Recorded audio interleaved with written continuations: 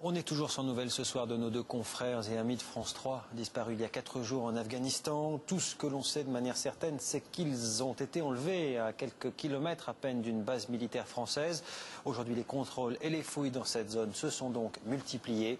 Sur place, Gérard Grisbeck et Mathias Second. Une fois encore, les chasseurs alpins sont en patrouille.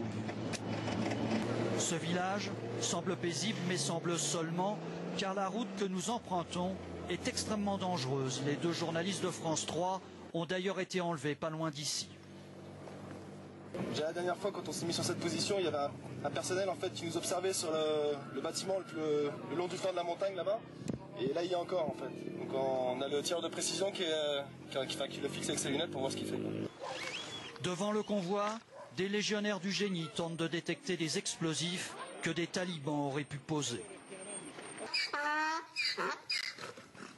La patrouille se déploie tout autour du village.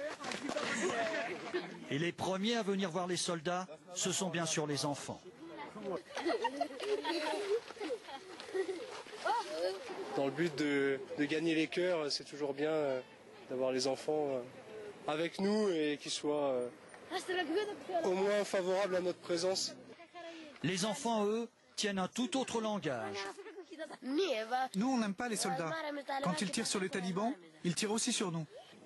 En fin de journée, les 50 soldats montent un barrage de contrôle.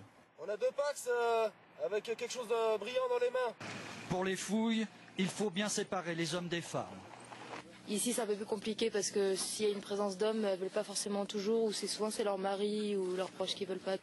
Chacun doit accepter d'être contrôlé, même si le caporal-chef Isabelle se tient un peu à l'écart. Vous pouvez demander d'ouvrir la boîte à gants?